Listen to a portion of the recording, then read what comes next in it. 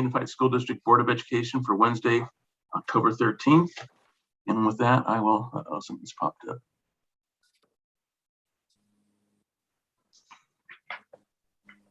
We lost him. Because you have to click got it, not leave meeting. And I think he forgets and he clicks the wrong one. So he'll probably bounce right back on, Andy.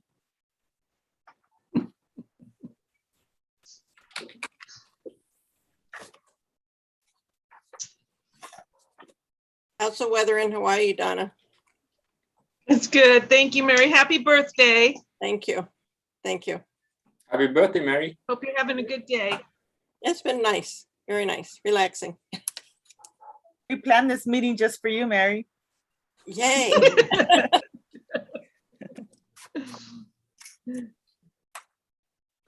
We're getting together with the family over the weekend, so it's fine. Oh, good. Nope, I didn't. I see his picture. Donna, what island are you on? I'm on the North Shore of Oahu right now. Okay. We're going to Kauai on Sunday. Oh, nice, nice. We can see your picture. We just can't hear you. That just sounds so dreamy, Donna. I'm on the North Shore of. Happen to be on Oahu. Kim, since you started talking, I'm going to talk too. Donna, you look sunburnt a little bit. I just got back from the beach. I love it. How long will you be on Kauai? I can't hear anything because Until, everybody's talking. So he asked if everybody can stop talking. And Andy, can you check his volume or his access? He can't unmute himself, Andy. There you go. I can just add, let me ask him to unmute. Let me see if I can do it from here. Okay. Do a back end way to do it. Let's see. Let's see. Oh, I can still only ask.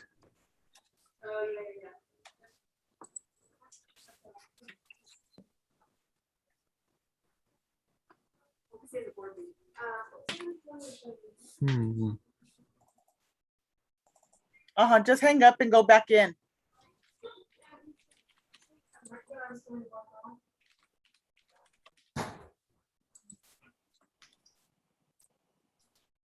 Okay, Andy, he's gonna try again, so be ready. I am. Here we go again.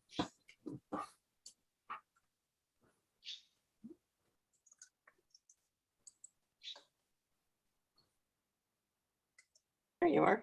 Okay, wow, I don't know what happened. So sorry. Okay, I was take roll call. Member Espinosa, Here.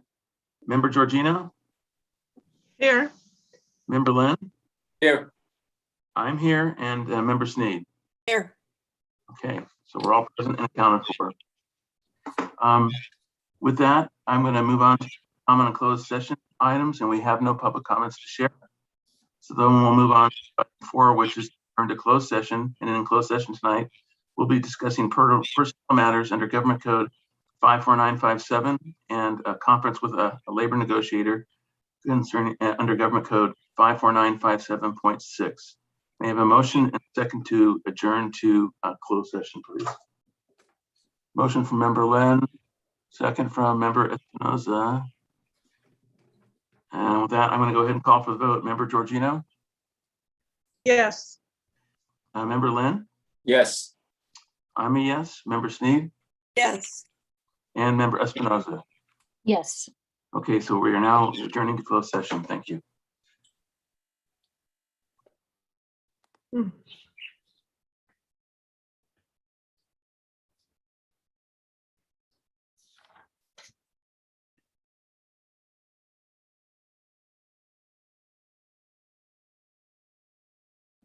Andy, you still with me? Yes, I am. Okay, I'm gonna see if I could share this to see if the video will play because I want to make sure YouTube is good. I'll just play a second of it. Okay, I know we're live streaming. Okay, it's okay. I mean, once the video's done, I'll talk to Marie also. I can remove some of that chatter and I'll off our video if we don't want to keep it there. Can you see the screen? I can see the screen, yes. Okay, I'm gonna see if I can make it larger. Okay, Yeah, to perfect. make it. Okay. Thank you. Yeah, and you should be good. Yeah. I know the video I tried to play once while I was streaming to YouTube and the sound just doesn't Choppy. work. Yeah. Got you. Okay, thank you. Okay.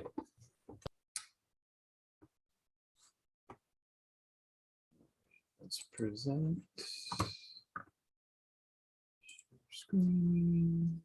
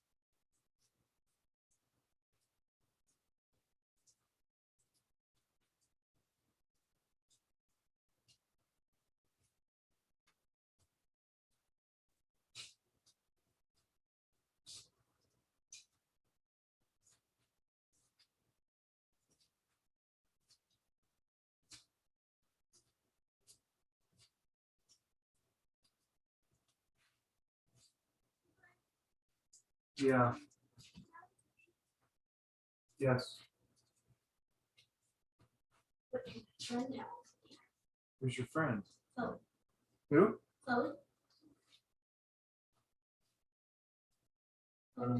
Who made him? Yeah, that's fine then.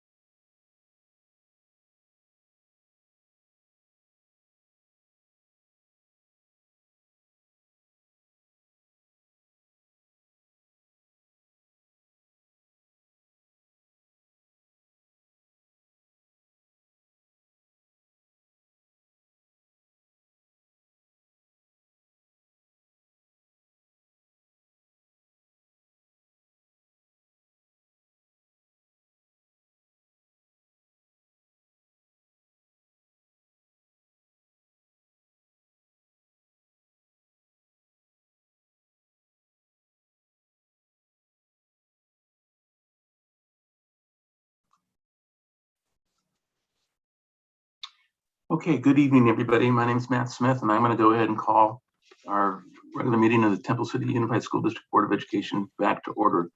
May I have a motion and a second, please? Motion from Member Sneed and a second from Member Lynn. And I'll start voting first with Member Lynn. Yes. Okay, I'm a yes. Member Sneed, Yes, Member Espinosa, Yes. Member Georgina. Yeah. Okay, we're back in the session.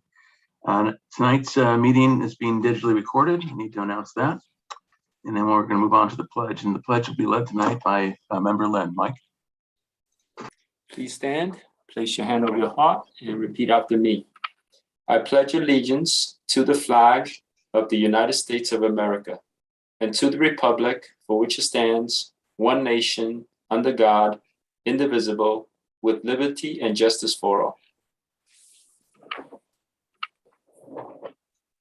Great, thank you, Mike. So with that, we are moving on to item number 9 of announcements of action taken in closed session, if any, and we took no action, so we have nothing to announce. Moving on to item 10, is an item that we use to, if we ever need to make changes to the agenda that's been posted. And in fact, I do have a request tonight to remove items 32 and 33 for consideration. Those are employment contracts with the assistant superintendents, and we need to have them further reviewed before we can take action. So unless anybody else has something they want to strike, I'm going to call for a motion to approve the agenda without items, with items 32 and 33 being removed. So I see a motion from Member Lynn and a second from Member Espinosa. And we're going to start voting. Oh, is Kiana? Yeah, there you are, Kiana. A preferential vote for student board member Kiana Lee. Yes. Okay. And then next, I am a yes. Member Sneed, yes, Member Espinosa, Yes. Member Georgino, Donna. It's frozen too, it looks like. I guess we'll count her as a no vote. And Member Lynn. Yes. Okay, so the motion carries 4-0, and Member Georgina was not able to participate in that vote. So with that, we are on to special recognition. We have 2 items tonight, a Relay for Life celebration update and Hispanic Heritage recognition update as well. So we're going to start first with Relay for Life, and Diana Doyle. I see Diana, you're here. So it's all yours. Okay, thank you. Thank you for inviting me to talk about the 10th annual Relay for Life of Temple City. Our relay has raised over $450,000 for the American Cancer Society. The money we have raised has gone to help support research, education, advocacy, and patient services. Our event will be held on Saturday, November 6th from noon to 8 p.m. at the Temple City Park. Our theme this year is Wave Goodbye to Cancer. We have over 25 committee members working hard to make sure the event is a success, including school board members Donna Georgino, Mary Sneed, and Matt Smith, who helps his wife Janet with all her commitments, as well as some of mine. I hope the school board and administrative staff received your invitation inviting you to our opening ceremony, which will begin at noon. The opening ceremony kicks off our event and is followed by the first lap honoring our survivors.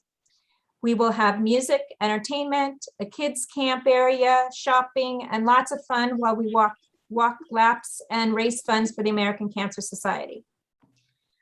We close the night with a luminary ceremony, celebrating our survivors, remembering those we've lost, and supporting those still fighting their battle. Thank you to the school board for allowing us to hang banners at the school sites promoting the relay every year. Those should be going up sometime this week, I believe. The Temple City High School ACS Club held a fundraiser at Chipotle, collected bottles and cans for our recycling fundraiser, and they will be manning our Luminaria table at the relay. We had high school students help at our yard sale in September, and they will have the opportunity to get more community service hours helping us during the day of relay. Our upcoming events, Saturday, October 23rd is our annual Paint the Town Purple Day. You will see purple ribbons tied on trees along Las Tunas and Temple City Boulevard as we paint the town purple in anticipation of the relay. Also on September 23rd or October 23rd, we will be at the Fall Festival and Classic Car Show at Temple City Park from 11 to 3. There will be a table with information about the relay, American Cancer Society, as well as an opportunity for you to purchase a Luminaria bag to be on display during the closing ceremonies.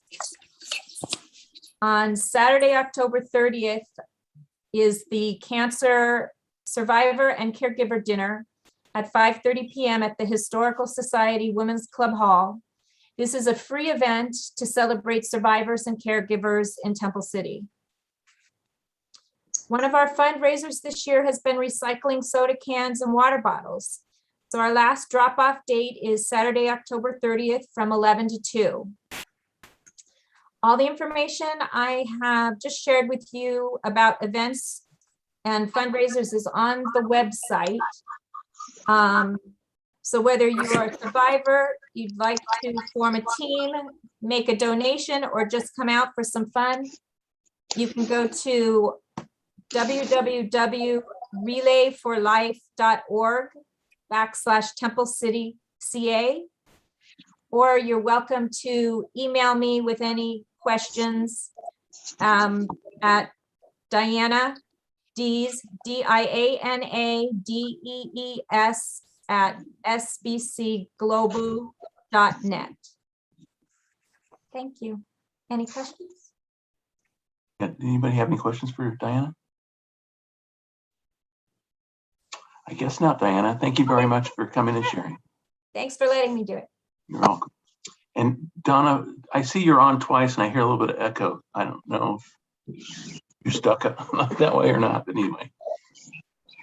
Okay, with that, we're going to move on to Hispanic Heritage Recognition and Tim Rodriguez. And Tim, do I see you there? I don't see Tim. Oh, yeah. There. Sorry, there you are, right there. Buenas noches, mi familia de Temple City. Buenas noches. Good evening. It's an honor to come here live from my house here to speak a little bit on Latino Heritage Month and some of the stuff we did at Emperor Elementary. It was also a privilege to see all the admin today at our staff meeting. I was a little bit scared. It was kind of like Field of Dreams. You know, like they're all coming out of the corn stalks. They go, wow, this is amazing. So thank you for coming by. That was a treat. It was really nice. When you started talking, I was less scared that something weird was going to happen, but it was a pleasure. Thank you. So tonight I want to honor all the Latinos and Latinas in the Temple City Unified School District and give you a shout out. But tonight we're all Latinas, okay? So tonight we're going to celebrate Latino culture, and I'm going to give a shout out to all my fellow librarians and tech specialists and media and tech.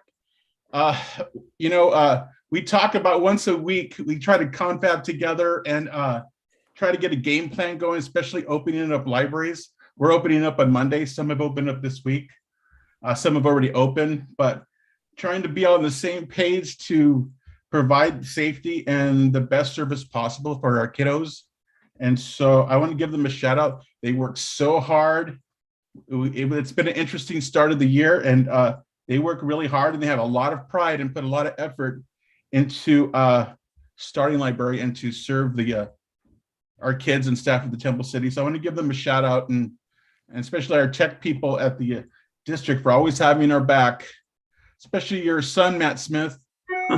He looks after us. So I tell him every day that we're lucky to have him. So shout out to Colin. Thank you. So I want to share with you. I don't know, Mr. Lohman, do you have that video? Okay, I want to show you a little video. I'm not taking credit for it. I didn't put it together. I just thought it was really a nice compilation. And after that, I want to share a book with you. This is what we do at Emperor. This is what we do on a weekly basis. So we share different cultures and customs.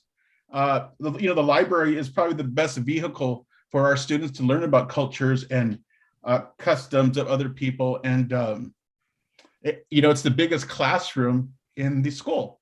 And so we're able to do that. Emperor's always had a tradition of, with Kathy Perini and Mr. Westgate and Myra letting me run with it and, give my perspective on how we do this. But I want to show a little video of Mr. Lohman. How's that?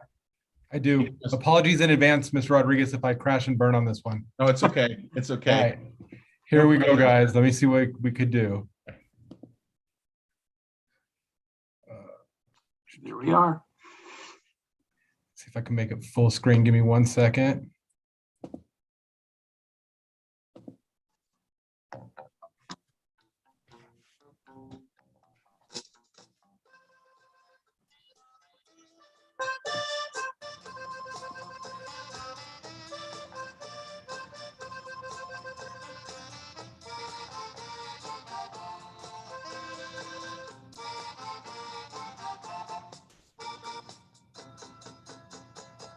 Haber nacido en América es como una bendición, tierra de bellas imágenes que alegra el corazón, mosaico de mil colores, bellas mujeres y flores, para los pueblos de América les canto mi canción.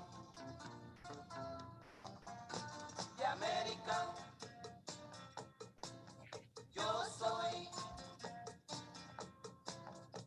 De América, yo soy. Del color de la tierra yo he nacido, por herencia mi idioma es castellano. Los del norte dicen que soy latino, no me quieren decir americano. Soy el gaucho al galope por las pampas, soy charrúa, soy jíbaro, ultumano. Soy chapín, esquimal, príncipe maya, soy guajiro, soy charro mexicano. Si el que nace en Europa es europeo, y el que nace en el África, africano.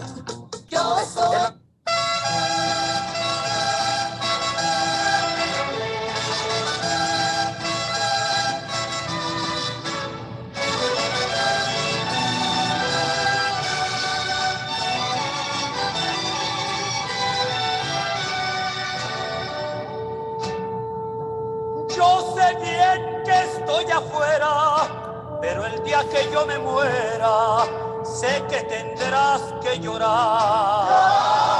Llorar, llorar y llorar. Dirás que no me quisiste, pero vas a estar muy triste y así te me vas a quedar.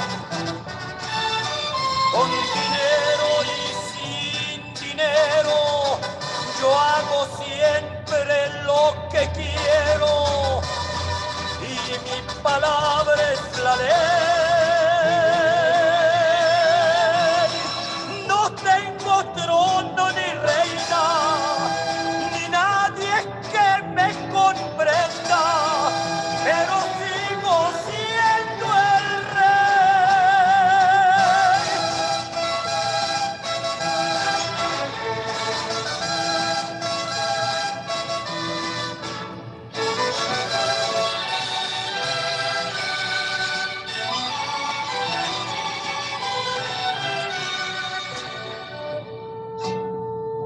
Una piedra en el camino me enseñó que mi destino era rodar y rodar. Rodar, rodar y rodar. También me dijo un arriero que no hay que llegar primero, pero hay que saber llegar.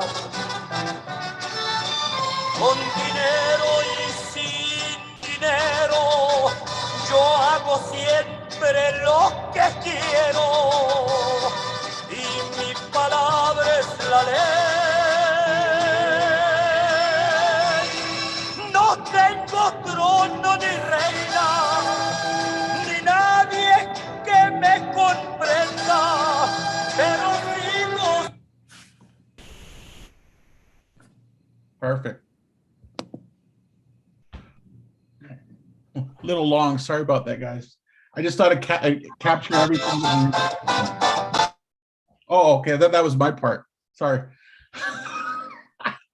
So I do want to share a book with you.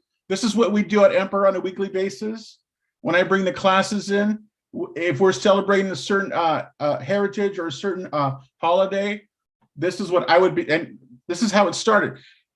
Beginning of Hispanic Heritage Month this month, Mr. Riddell came up to me. He goes, Tim, I need a book. I go, perfect book for you, because it's very topical of what's going on right now.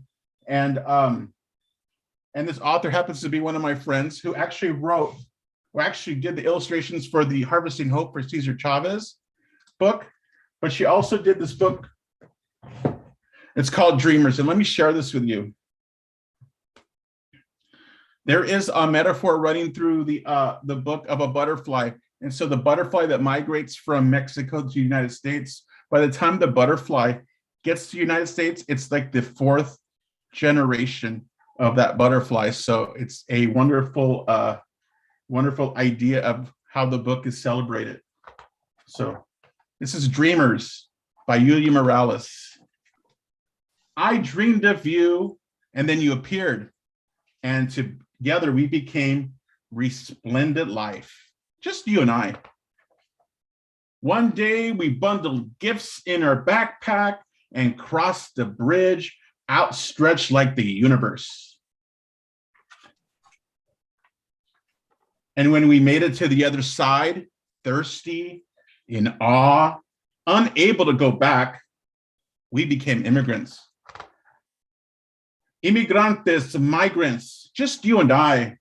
The sky and the land welcome us in words unlike those of our ancestors. There were so many things we didn't know, unable to understand, and afraid to speak. We made lots of mistakes. But you and I became caminantes. Thousands and thousands of steps we took around this wonderful land until the day we found a place we had never been before. Suspicious, improbable, unbelievable, and surprising. Unimaginable. The library, where we didn't need to speak, we only needed to trust, and we did. Books became our language, books became our home, books became our lives. We learned to read, to speak, and to write, and to make our voices heard. Someday we will become something we haven't even imagined yet. But for right now, we are stories. We are 2 languages. We are lucha. We are resilience. We are hope. We are the dreamers, sonadores of the world. We are love. We are amor. We are love. Si se puede. So that's something how we share on a weekly basis in the library. We have our students come in and we share these stories, and they love it. And so Ms. Riddell read it at the beginning of Latino Heritage Month, and I'm reading it at the end of Latino Heritage Month. So it becomes full circle. I just wanted to share that with you. Thank you for inviting me and giving me the time to share a little bit what we do at Emperor.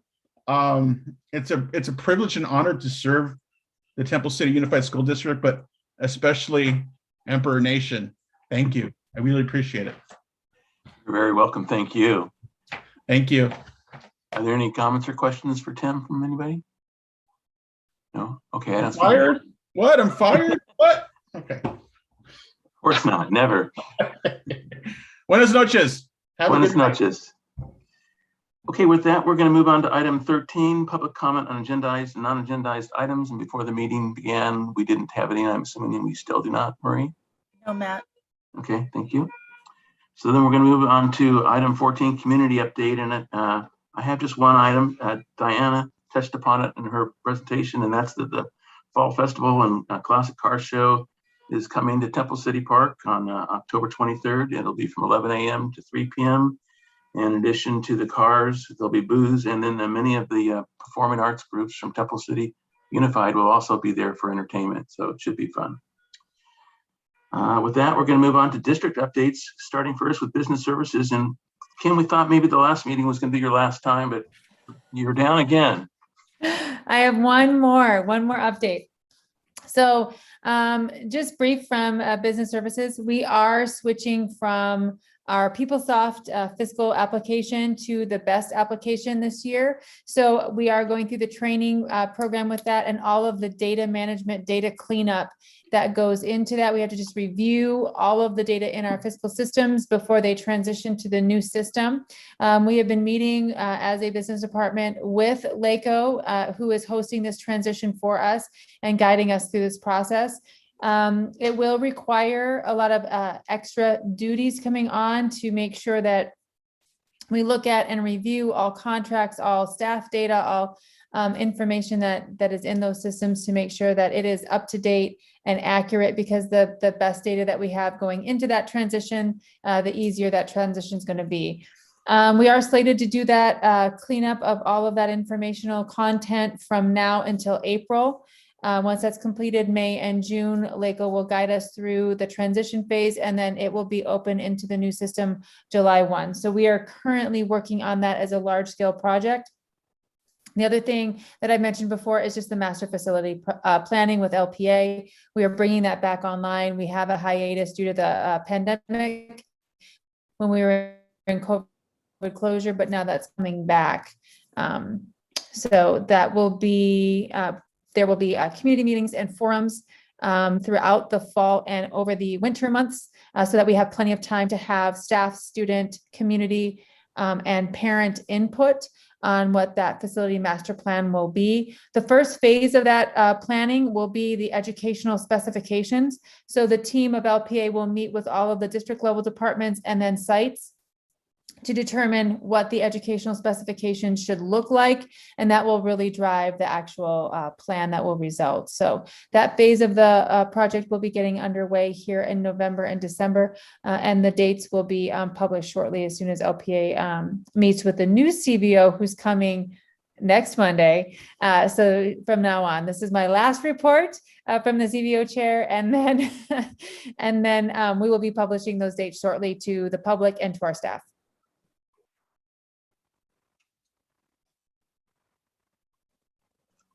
Wonderful. Thank you, Kim. Sorry, I didn't realize I was muted still. Okay, with that, we're going to move on to educational services and Richard Lohman. Richard, what do you have that you'd like to share?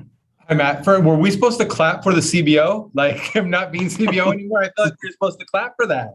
Yeah, I'm clapping, Richard. I definitely am clapping already. Absolutely. So I want to first start off with last board meeting, Robin spoke. And so I just want to say CSEA, TCA, we hear you, we see you, we know all the struggles you're going through. So I know Tamar's human resources, but I wanted to throw that out there that we see you, we hear you.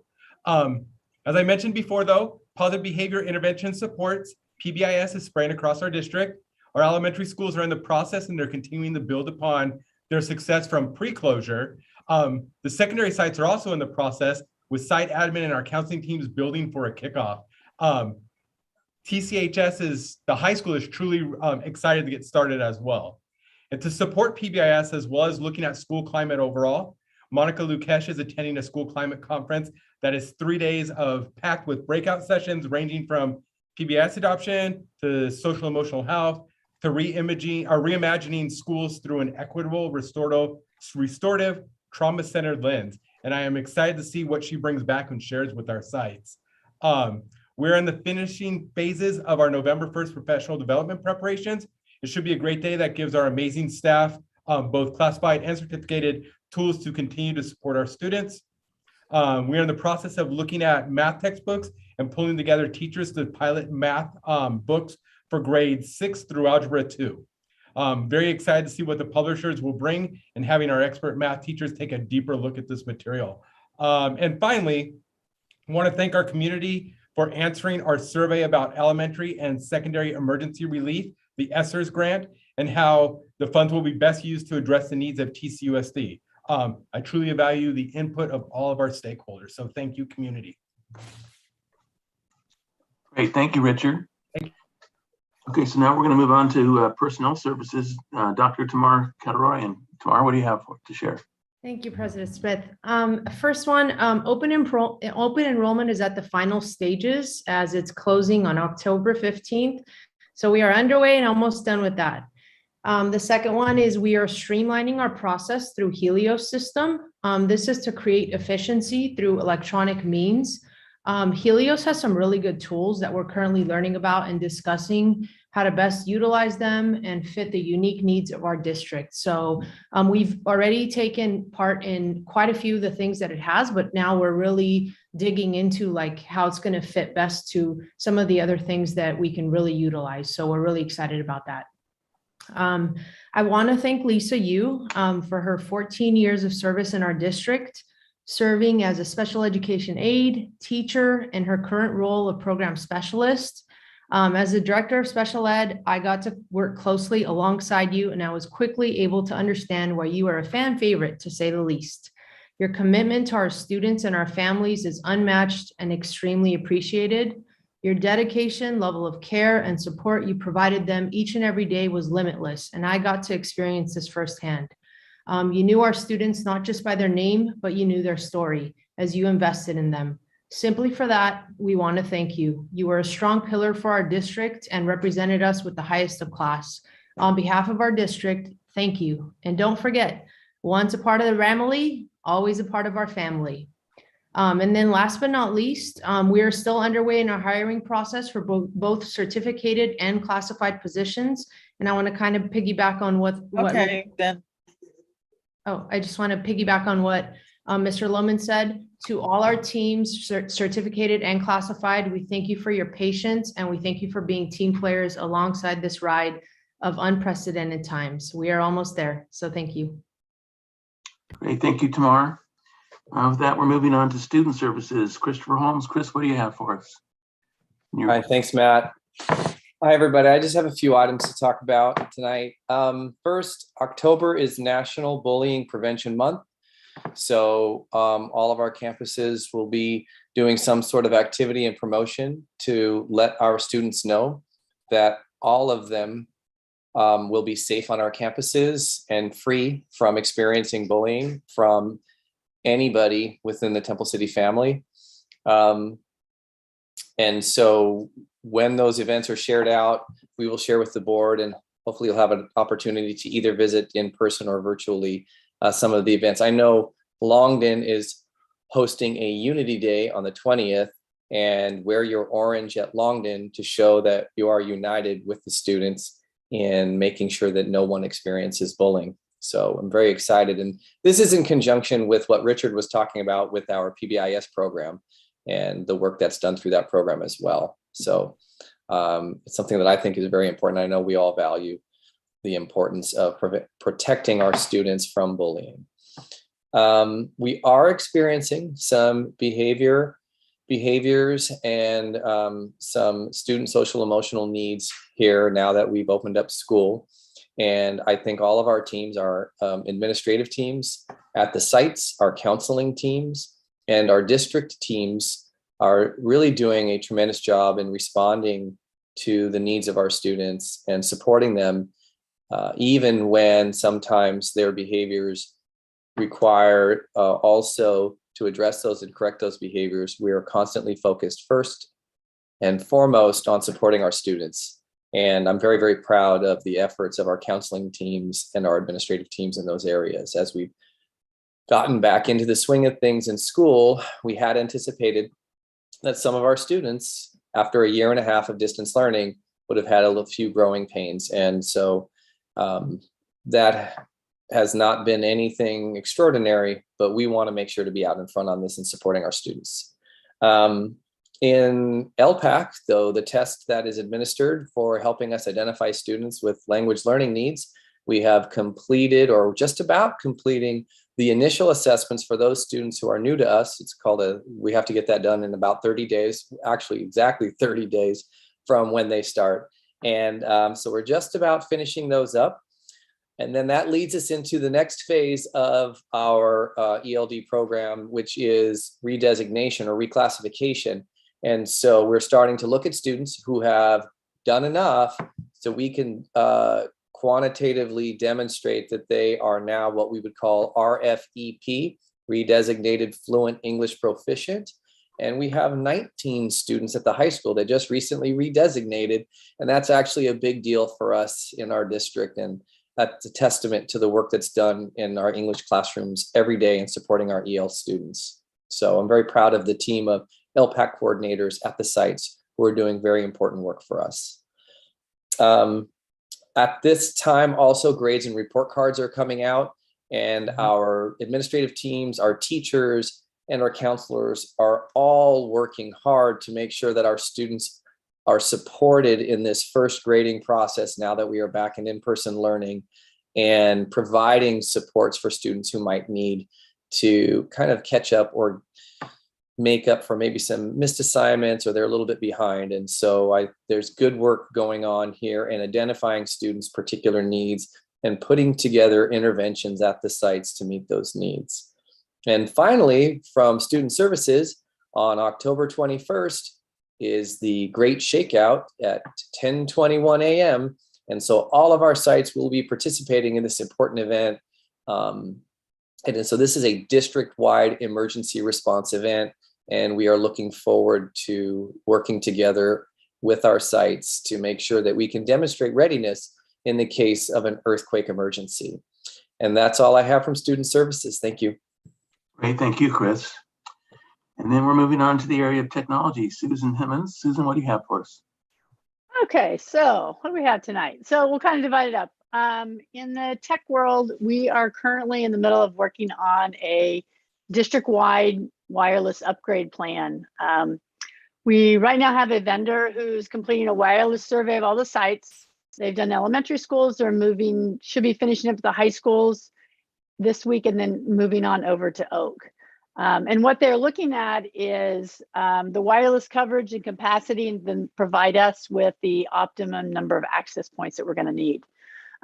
We will be using ESSER 3 funds. You'll hear a little more about that tonight from Richard Lohman. But the funding to get some upgrades to the Wi-Fi across the district. Normally, these upgrades cannot happen until late in the year when we are finally funded from the E-rate funding.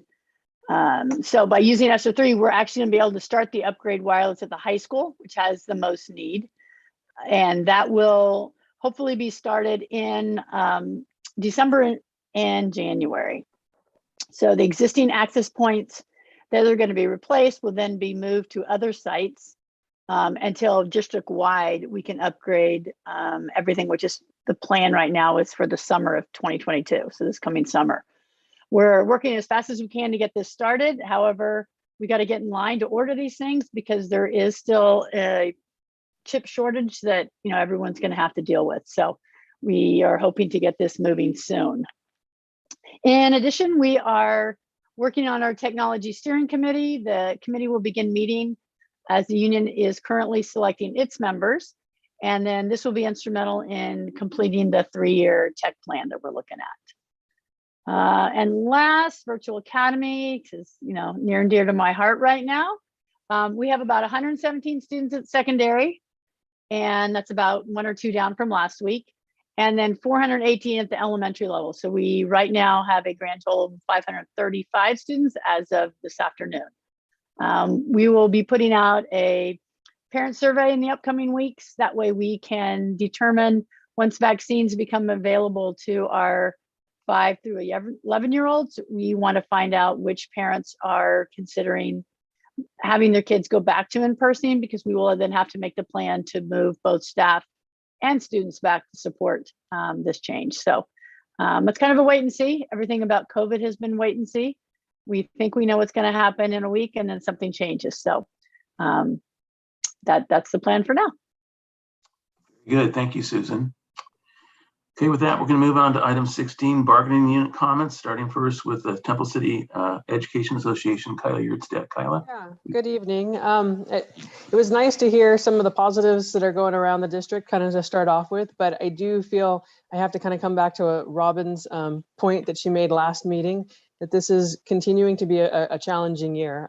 In some ways, I feel like it's more challenging than last year, and I don't even know how that's even possible, right? I think part of the issue is I know that we're doing a good job of being reactive to dealing with some of the problems that we're being faced with. I would love to see us pivot and be able to be more proactive on some of these things to kind of anticipate the needs of our school sites, of our educators, and of our support staff. And I think kind of central to this has been some of our staffing challenges. We know that we've had a lot of turnover recently, and we also know that we're short-staffed on a number of areas.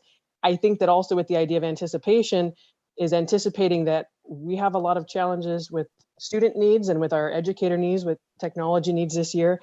And we can't, I feel that we really can't solve those problems with the staffing that we had years prior, right? So we have bigger needs coming in this year. So really trying to anticipate what those are. And I realize there's a staffing shortage in general in the state. So I know our admin is working hard to try to solve problems. Nonetheless, it's a challenging year. So I'll just second what Robin said last time. Thank you. Thank you, Kyla. With that, we're moving on to CSEA 105, Robin Penn. Robin, what would you like to share? Thank you, Kyla. I just want to thank Richard for his comments about staff and stuff. I appreciate that very much. Other than that, I don't have anything tonight. Thank you. Okay, thank you, Robin. And then CSEA 823, Art Contreras. I saw you there earlier. There you are. Art, what would you like to share?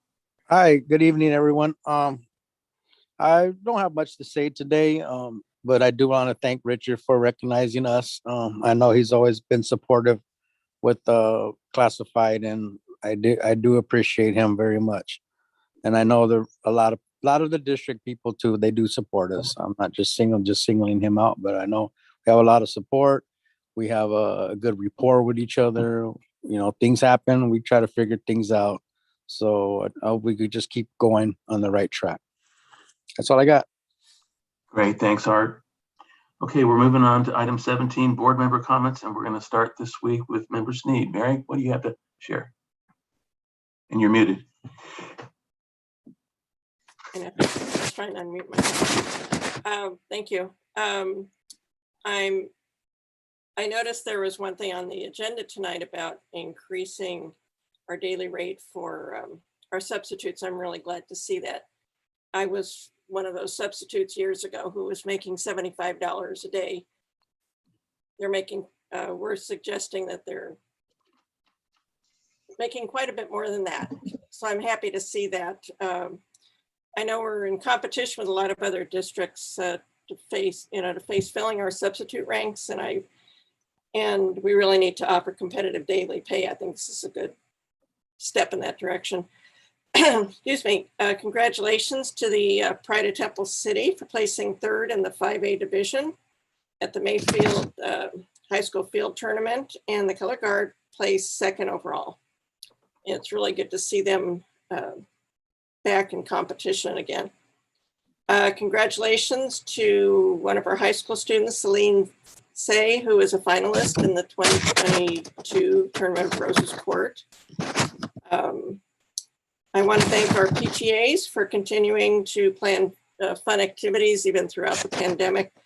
One example is next week, La Rosa is having a dance-a-thon fundraiser next Wednesday to support their STEAM activities. So please help them out.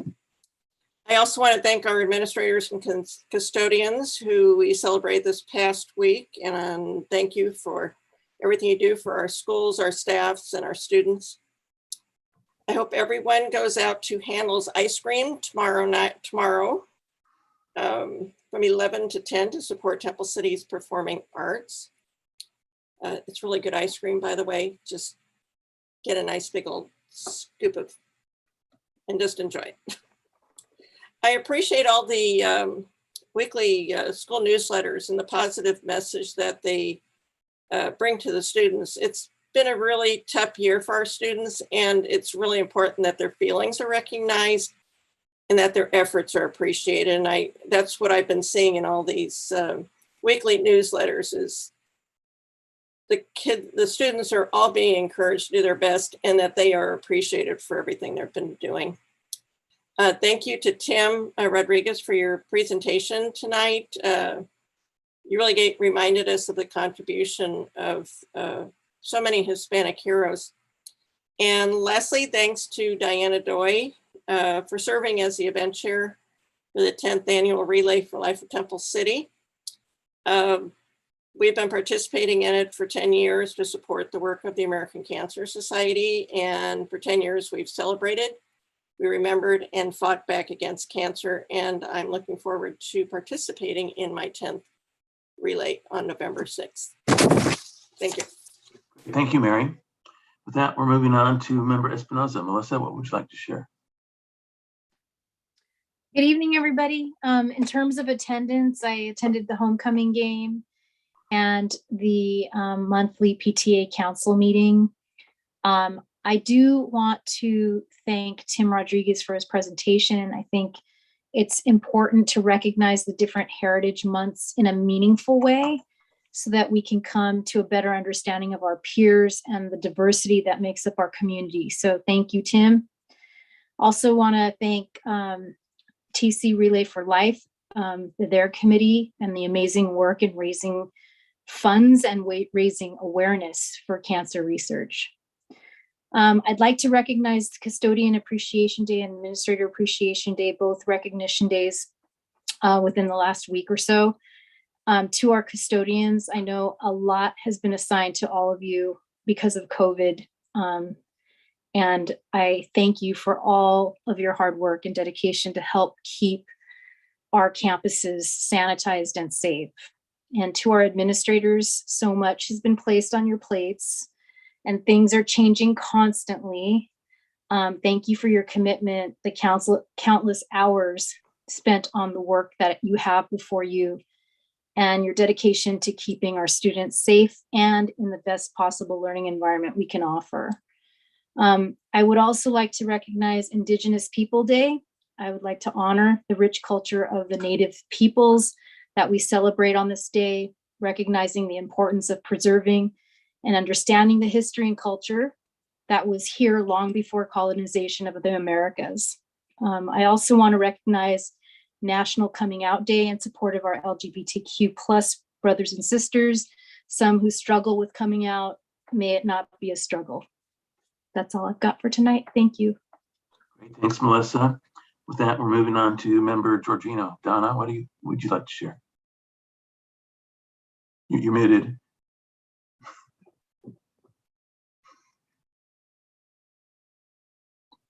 Try Alt-A.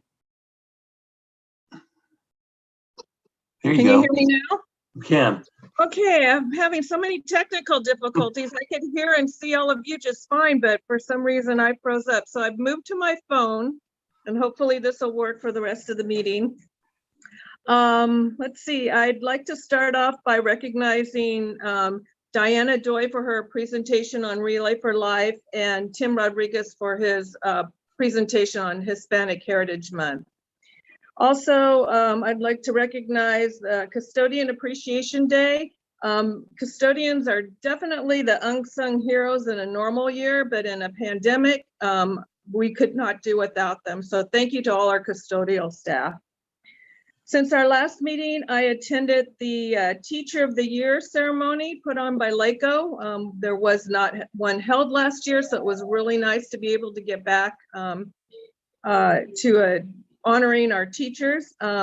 Congratulations to our Teacher of the Year, Kyle Smith, and thank you to all the other great teachers we have in our district. I also attended the reception to meet our new principal at Oak Avenue, Jordan Lessem. Welcome to Temple City. I attended the homecoming game, and it was so great to have a normal homecoming. It seems like years since we've had one, and it was really, ASP did a great job of putting that on. And I had the pleasure of working the snack bar with our student board member, Kiana Lee. And I'm looking forward to, Kiana said she was going to give us a little update on how the cross-country team is doing, because she's on the cross-country team. So I'm looking forward to hearing that tonight. Also, in regards to sports, I attended the Ramroder Booster Club meeting.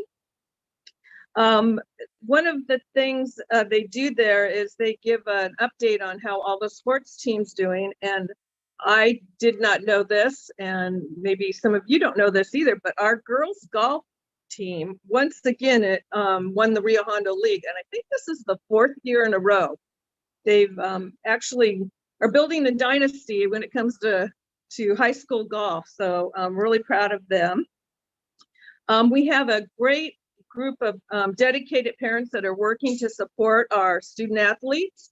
And they were discussing what some of the things they could do with all the COVID restrictions in this coming year. And one of the things they were talking about was signing ceremonies for students who get scholarships because of their participation in sports.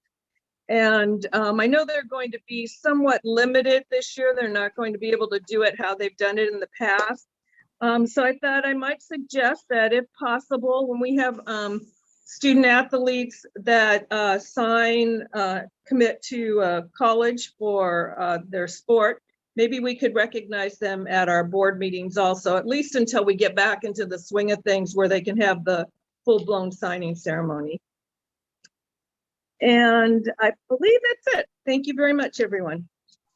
Great, thanks, Donna. Okay, we're moving on now to Dr. Michael Lynn. Mike, what would you like to share?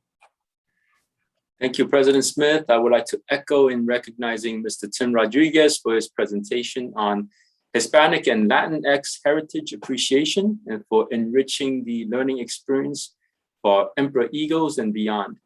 Al Señor Rodriguez, gracias y si se puede. I would also like to echo in recognizing Diana Doi and the TC Relay for Life for raising awareness in the fight against cancer. I would also like to thank Dr. Fricker for her diligent work, not just in her role as the superintendent, but also for making good use of her CBO training and her CASPO credential, working as the CBO in the absence of a CBO in the last many months. Thank you, Dr. Fricker, for your consummate professionalism, multiple talents, and positive leadership. We know there's a shortage of staff at all levels, and we appreciate your hard work and the hard work of all of our staff, teachers, our principals who are covering for teachers when there are no subs, our classified staff who are stretched thin in many different domains with food services and free lunch, free breakfast, you name it, there is a shortage of staff. I don't know if the shortage is due to the what's happening at Long Beach and all the cargo ships, but there's certainly a shortage everywhere we see. It was also good to hear from Christopher Holmes that we will be participating in the October 21st Great California Shakeout at 10:21 a.m. It is a good day to go through safety supplies and inventories to make sure that incident command, triage, search and rescue all get some practice. It is also a good day to not only do some coordination between the school sites and district office, making sure that the radios are charged and the batteries are working, but also the communication between the district office and our local emergency service departments, the PD and the FDs. Thank you, and that is all for me. Thanks, Mike. And then I'm gonna bat last tonight. I have a few things I want to share. Some of them are redundant, but important nevertheless. I would also like to thank Diana Doi and Tim Rodriguez for their presentations tonight and for the work that they do and support us. And Diana's case, raising money for a good cause, and in Tim's case, raising awareness of another great cause. I did happen to see what Tim did when he read the book is what Myra Riddell does pretty frequently with Emperor, and she happened to read a book, I think it was last week, called Just Ask, And it was a way of teaching kids it's okay to ask about other kids if there's something different, you know, it doesn't ethnicity or whatever. But and that was written by actually Supreme Court Justice Sonia Sotomayor. Okay, let's see. I also, like Donna, I also attended the Teacher of the Year banquet at Sheraton Inn, I think it is, in I can never remember. Anyway, east of here or west of here. And it was a nice event. It was a nice event. I also had the chance to attend Jordan Lessum's Ice Cream Social and Welcome. And we're very pleased to see that he'll be joining us on, or he joined us on October 1st. Something else Myra talked about in her awareness is, of different things was Rett syndrome, and I wasn't familiar with what that, so I learned something about that. Appreciate, like everybody else, I appreciate all the updates that we get from each of the schools each week. It's probably not the most fun thing to do that on a weekly basis, but it's very helpful for understanding what's going on and keeping in the loop. So thank you all for that. I also had the chance to attend the homecoming game and was pleased to see that we scored some points in the second half, but really pleased with the program and being out again amongst people. Let's see, I noticed in some of the newsletters, the announcement that PTA Reflections is starting again. So it seems like we just finished that, and I guess we did a few months ago, but they're starting again. And in most cases, there are links on the newsletters to join PTA if you haven't already. So I want to make people aware of that.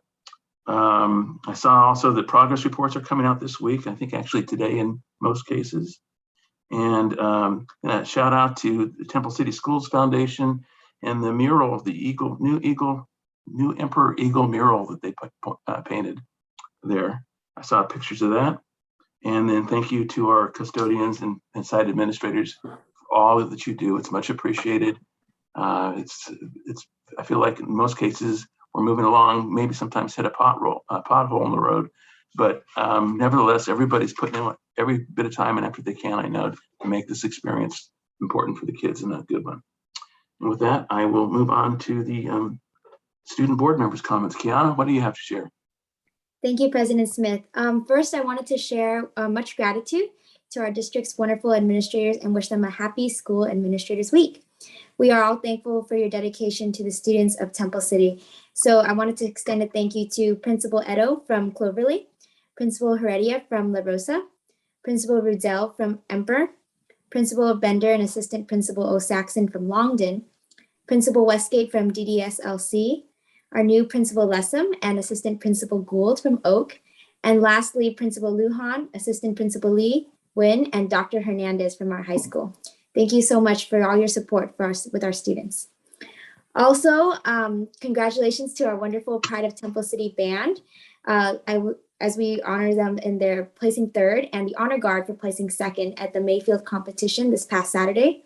We're very proud of their hard work, and we encourage you to come support our Pride of Temple City and the Honor Guard at their field show preview night this Saturday at 6 p.m. at the football field. Early ticket sales are $7 if you can find a band or auxiliaries member, and they are $10 at the door. It's going to be a spectacular performance. Like Mr. Smith said, Fall Festival is also coming up on Saturday the 23rd, starting at 11 a.m. So please come support our amazing performing arts groups, including choreo, pep flags, cheer, auxiliaries from the Oaken High School, band, choir, and our Brightside Singers at the Temple City Park across the street from the boardroom. Last Wednesday, I also had the opportunity to meet with Mr. Edo at Cloverly, and he reported that they are happy to be back on campus and have a total of 13 full classes. Like a lot of our primary students, our elementary students, a lot of the schools were able to, or actually had to shorten the number of classes due to a lot of the students moving on to our virtual academy, which is nice that they're able to take advantage of our virtual learning environment too. I wanted to also thank those of you for supporting our athletics and football team at our homecoming game a few weeks ago. It was a great turnout. And on behalf of the student body of TCHS, I wanted to thank the board, Dr. Fricker, Ms. Montgomery from our risk management team, Mr. Lohman, and our district's admin and personnel for making our dreams of homecoming and halftime show and dance a reality. Homecoming was spectacular and extremely well received by the students and our community. and we are grateful for your support and commitment to the students. In regards to athletics, tomorrow we have girls golf versus Gabrielino, and they play at 3 p.m. at the Alhambra Golf Course.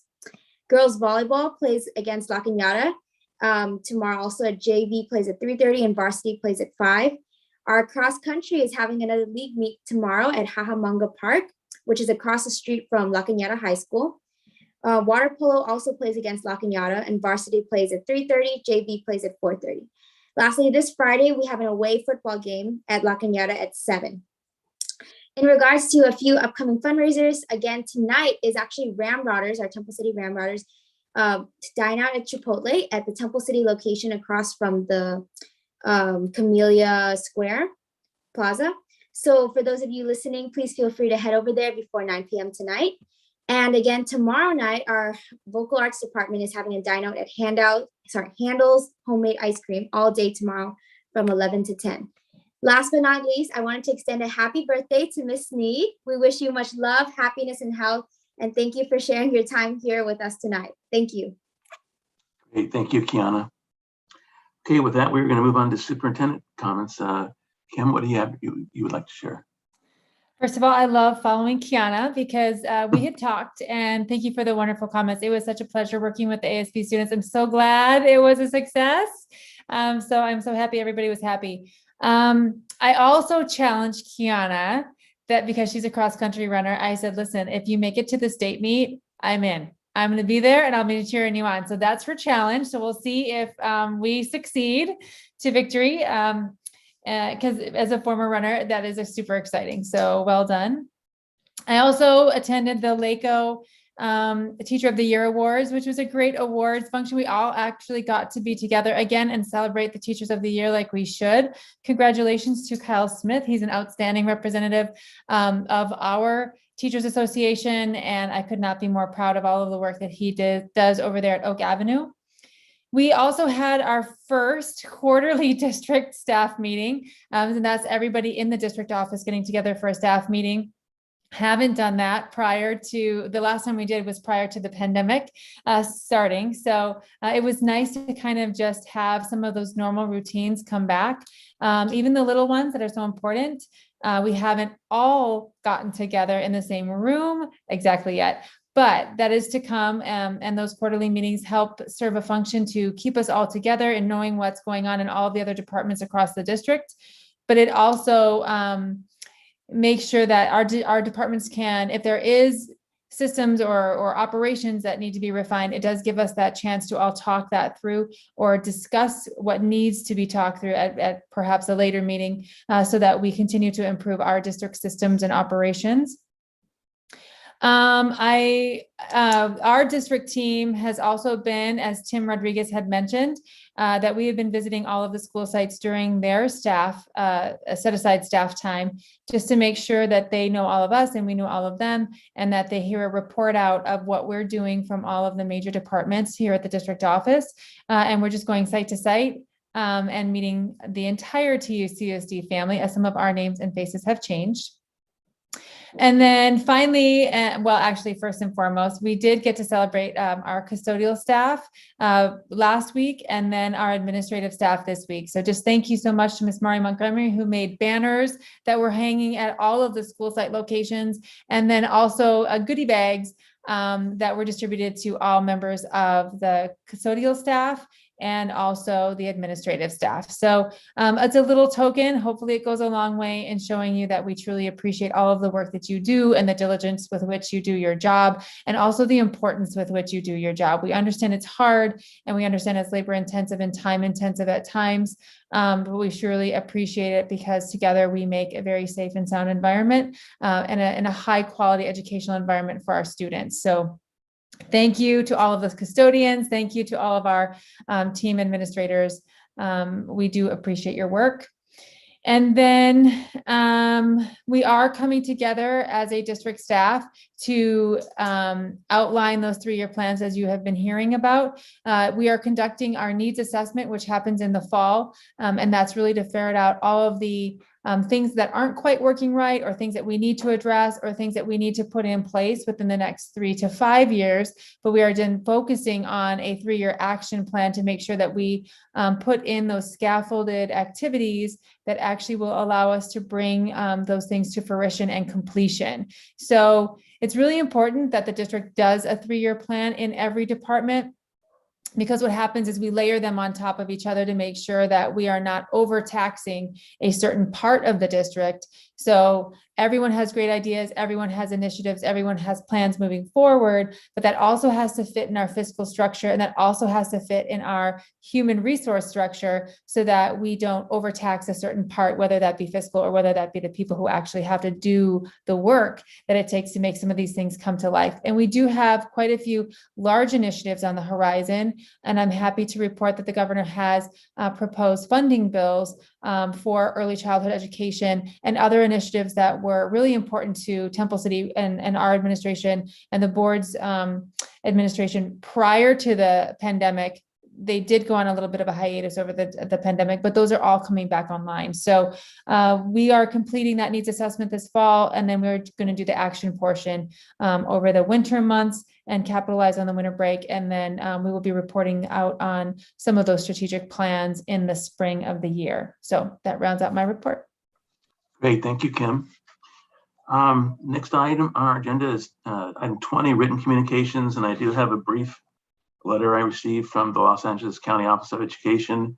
It says the Los Angeles County Superintendent of Schools completed their review of Temple City Unified School District's unaudited actuals for fiscal year 2020 to 2021, and the financial information has been forwarded to the California Department of Education. It doesn't say they concur, but I'm assuming that's the case. With that, we are moving on to the discussion information portion of our agenda, starting with educational services, item 21, which is to review the Williams Complaints Quarterly Summary for July 1st, 2021 through September 30th, 2021. And there were no complaints, so there's nothing that really else that needs to be said other than that. Richard, do you agree? Absolutely. Thank you, Matt. Let's see, moving on to item 22. It's addresses Elementary and Secondary Emergency Relief Fund 3, also known as ESSER. A presentation from Richard, and this is represents a $6.2 million revenue generation for our income received for us. So I'm going to share my screen. So give me a second. Again, I apologize, just like I did with Mr. Rodriguez. If I mess this up, bear with me. So.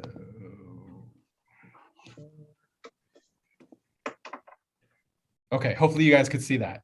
So as I moved into the role of assistant superintendent, my always driving compass, I guess, is it right for students? And so coming in as assistant soup, there was that, oh man, I have this ability to do something larger for our students always. Never did I think I'd be writing a plan to bring in $6.2 million. And so it was exciting to write it, nervous as well, but exciting to write it, and then figure out where we're going to spend this money. So let me jump in and hopefully this goes. So ESSER's 3. So the Elementary and Secondary Schools Emergency Relief Funds under the American Rescue Plan Act, referred to as ESSER's 3. So basically in 2019, the novel coronavirus, COVID-19, in response to that, the United States government, Congress passed the American Rescue Plan Act. This is the third iteration of money spent for us. And so we have the opportunity to bring in $6.2 million to the district. And so as part of it, we needed to get stakeholder input. So Temple City Unified School District values our stakeholders as partners in decision-making. An ESSER 3 survey was sent out to all stakeholders, gathering meaningful data and feedback from our community. The survey was sent out via Parent Square to staff, students, parents, as well as our community members on the district website and in Dr. Fricker's bi-monthly newsletter. So we had over 1,200 respondents to the survey. It went out in Chinese, English, and Spanish to try to capture all those groups. And as a result of the survey and meetings with our union leadership as well, the ESSER's ESSER's 3 plan was developed. Based upon stakeholders' feedback, it indicated there were their general areas of priority for our community. The first one was the facilities improvement to improve air quality and mitigate disease transmission. 51% of the people said they agree with this. Program strategies and interventions to address the impact of learning loss. 65% of our parents said this was a priority for them. And summer learning opportunities, and 45% of our stakeholders said this was very important to them. To continue safe in-person learning, it is imperative to improve facilities to enhance air quality in our classrooms and indoor facilities. The ESSER plan addresses the impact of lost instructional time with the implementation of programs and interventions at all levels to support students' transitions back to school and the continuation of in-person learning. This also means giving our students learning opportunities that extend into the summer. And so I know our students always aren't excited to have summer school, but their parents are very excited about it. So 2.5 million of the ESSER funds will be used to repair and replace HVAC units at all sites from pre-K through high school. The replacement units will promote better air quality as well as mitigate disease, the transmission of disease. The second area is lost instructional time. We set aside $2 million of ESSER funds in this category to directly support the impact of lost instructional time to our students. At least 20% of the total funds needs to be used for lost instructional time. The funds will be used to provide teacher-directed academic interventions outside of instructional time with the focus on English and mathematics, including English language learners and special education students. Instructional materials and digital textbooks will be purchased in the mathematics grades 6 through Algebra 2. And this includes, in this, we're hoping to include next generation science K through 12 as well. During the school year and extending into summer, opportunities will be designed for students who are below grade level and credit deficient in select core subjects. And then finally, number 3, which was this odd category called remaining funds. So this was about $1.7 million of ESSER funds in this category will address universal access, professional development in multiple areas at all sites. The substitute pay that I believe Ms. Sneed talked about earlier, that increase, and our independent studies program.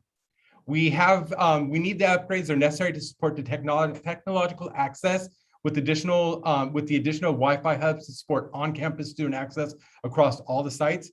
Professional learning strategies targeting social emotional learning and equity and access will be provided to our staff or for our staff. And additionally, in order to maintain high quality substitute teachers for the district, we'll have that temporary increase in pay in their pay rate. And finally, these funds will support the creation and hosting of a virtual academy that Ms. Hemmons talked about earlier. This will assist our students who are chosen to remain in distance learning as we begin to and continue to emerge from the COVID-19 pandemic. And those were the 3 areas. So hopefully I'm not sharing any longer. You're not. Thank Are you. there questions or comments for Richard? Very good. We're looking forward to getting that money and doing those things. Thank you very much. Thank you, sir. So now we're moving on to the area of personnel services. We have with us tonight Suzanne Ansari from CPS HR Consulting, who's going to share the results of a very comprehensive compensation study that was done in the district. Suzanne, you are on. Great, good evening. Can you hear me okay? Yes.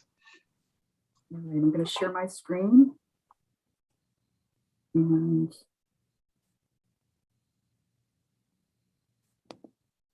trying to go for the full screen here. All right. And I am a real person, so I'm trying to get my camera to go on here. Good evening, everyone. My name is Suzanne Ansari. I'm a senior HR consultant with CPS HR. It's a pleasure to be here with you tonight. I served as the project manager for this study and also the previous classification study that our firm conducted on behalf of Temple City Unified. The purpose of this presentation is to share our final recommendations and the findings of the base compensation study that our firm conducted on behalf of the district.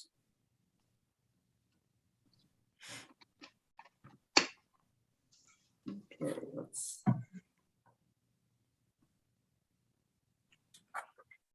So tonight's agenda will include a brief review of some of the topics that I will cover.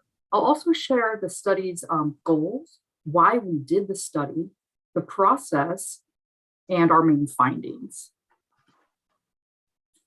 So before we dive in, I want to briefly share a little bit of information on our firm.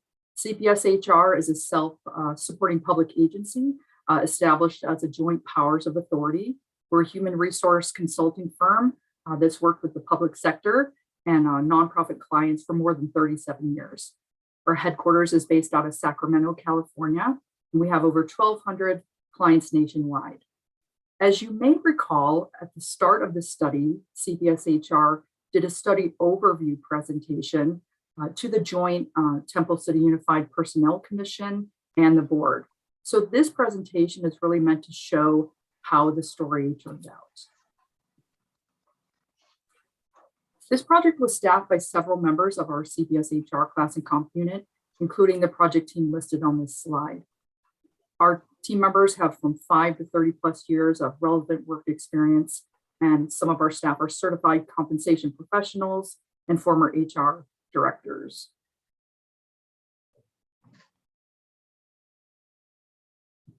So I wanted to go over briefly the scope of the work. So we were contracted to do a base salary study, not including benefits, that included 32 benchmark classifications with 12 labor market agencies. It included a salary range recommendations, not just for the benchmark classifications, but for all classifications. We also conducted an internal pay equity analysis, and the base salary study included classified management, unrepresented, and non-certificated classifications. So we didn't study any certificated positions. And it's important to note that the base salary study is just one element or slice of a compensation study. And it's really meant to determine how Temple City Unified's benchmark classifications compare to the relevant labor market. So these were the study goals, and the main goal of the base compensation study was to ensure equitable pay for TCUSD employees based on their job duties and responsibilities. So compensation is a very sensitive topic, and we definitely recognize that. Compensation is very personal, and TCUSD is in a unique position because of your size and also because you're a merit district as well. So I wanted to go over the base salary study process. So our CPS HR project team completed the following steps in the process of conducting the study. There was an initiation phase where we reviewed your background materials, including the class specifications that we wrote in 2019, salary schedules. We looked at your pay practices, your org charts. We conducted kickoff meetings with the HR team and also the compensation study advisory committee, which really was a cross section of staff from HR to directors, supervisors, CSEA leadership, and staff from the major job families who really walked alongside of our team during the study.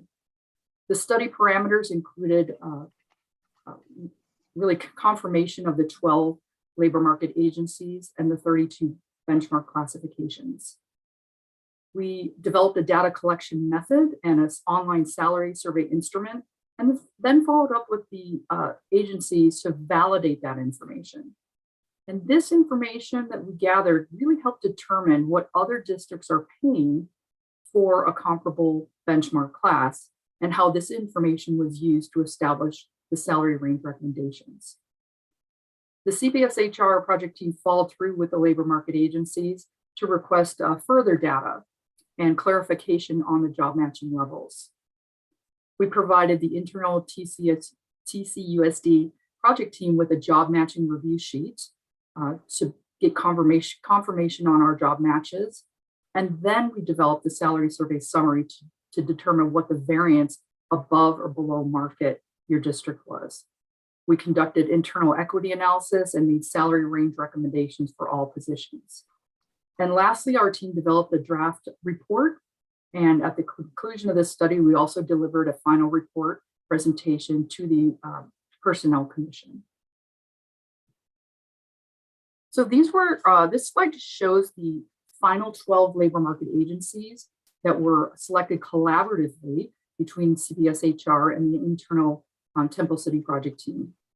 The selection of the labor market agencies was based on several criteria, including the agency size, enrollment, geographic proximity, the types of services, competing agencies, especially which districts you're gaining or losing employees from or to. We looked at the cost of living, the cost of wages, and the availability of data and participation. As you can see, we did include several merit districts in the final comparable labor market agency list. So this slide shows a list of the benchmark classifications that were surveyed. This list includes the traditional Temple City Unified benchmarks that have been used in past studies. And then we added on to that as well. Benchmark classifications are really just jobs with a clear and consistent definition in the relevant labor market for which reliable data can be collected. Really, they represent an occupational group or job, family, or profession. Like, for example, cafeteria assistant, accounting assistant, paraprofessional. These are common classifications that we can find in other school districts. But as you know, each school district is different in how they use their position. So our methodology did not simply rely on just using titles and matching based on title. We compared the preponderance of duties, the scope of authority, the level of the job to see if the position was a match to the district's benchmark. The major duties and responsibilities for both the district benchmark and the comparator position needed to be at least a 70% match in the duties, the education, the minimum qualifications, experience, and requirements. So the benchmark positions must have had at least 3 classification matches to be analyzed. In most studies, it is common to have some classes for which limited market data exist. And in this study, there was one benchmark class for the program manager childcare where there was only 1 match found. So in that case, we had to look at the internal equity to make a recommendation. But I do believe that that there has been a change with regard to the program manager childcare. So this slide really, I wanted to kind of tell a story. So this is with so much data in the report, we just wanted to share a story to show you. In this sample, there's an individual data sheet for the accounting assistant 2 position, which was a benchmark. CPS-HR developed individual data sheets for each of the benchmark classifications, and that showed the comparable classification found at the other districts and the relevant data associated with that, such as the salary minimum and maximum, the salary bandwidth, which basically is the spread between the minimum and the maximum salary data points. And these data sheets can be found in the Appendix A in the final report. As you can see, CPS-HR found for this position found 12 job matches, and we identified that the accounting assistant 2 position is 0.33% below the labor market at the minimum and 4.47% below the labor market at the maximum. There's a lot of data here, so I'm going to try to simplify it, but this slide just shows you the big picture of the salary summary findings and how your district's benchmark classifications compare to the overall labor market. So in this example here, we have your classification title, and because we're telling the story of the accounting assistant, there's a little star next to that one. So you can see we had 12 matches. The first 3 columns really just represent your base minimum, your midpoint and maximum salary. And then what we found in the labor market as far as the base minimum, midpoint, and maximum, and then the variance between those. So Temple City, a positive variance means that the labor market salaries are higher than Temple City salaries and would need, and conversely, the negative variance indicates the percentage that Temple City would need to would need to get to the labor market. So the market median tends to be a more stable representation of trends in the market, since it eliminates the high and low pairs, which can skew data and outcomes. So for this reason, CPSHR's methodology is to use the market monthly minimum and maximum median for the compensation considerations. So kind of in a nutshell, if you see a negative number in the variances, it means that your district was above the market in those cases. And this is just a continuation of the salary summary slide. And so overall, Temple City Unified Benchmarks classifications are highly competitive based on current salaries compared to other comparable school districts within the identified labor market. Except for one management classification.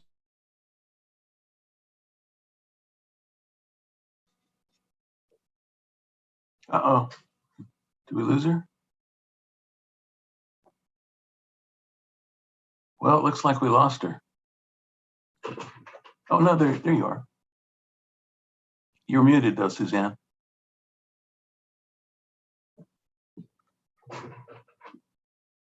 See, Donna, you're not the only one.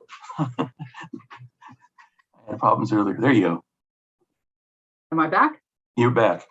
Can you see the screen? We can see you. Okay, let me share the screen again.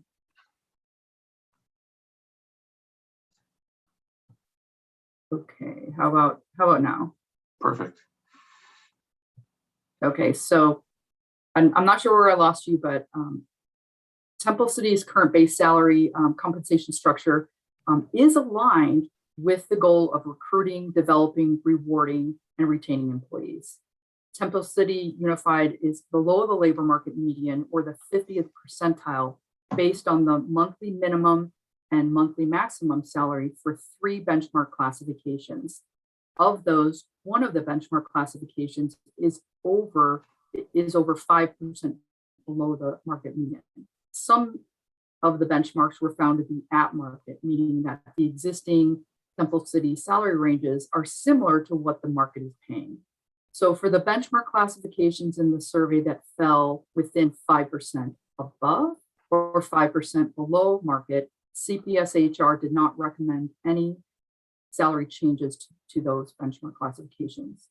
And most of the Temple City Unified benchmarks were above.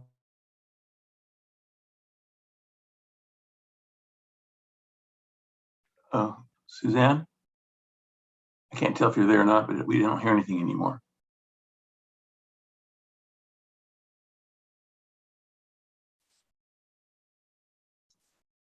I'm clicking through here. Looks like you're still on, but we can't hear anything. You might try Alt-A to unmute.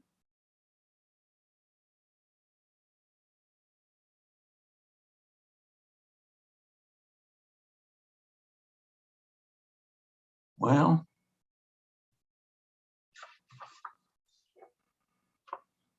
I guess we should move on. Oh, there you are again. You're muted now.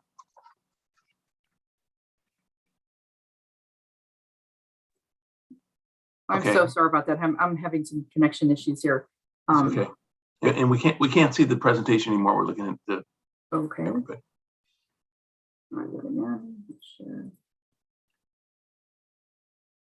There you go. So I just wanted to share that for the benchmark classifications that fell within 5% above or below the market median, CPSHR did not recommend any changes to the salaries.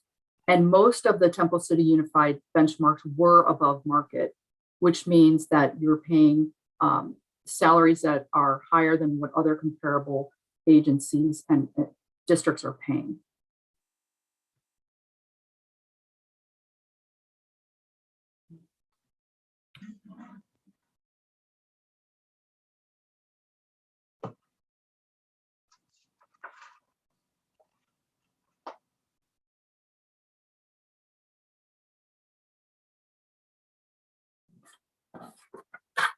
So CPSHR has provided the salary range recommendations down by the job families for all benchmarks and non-benchmark classifications in Appendix B in the report.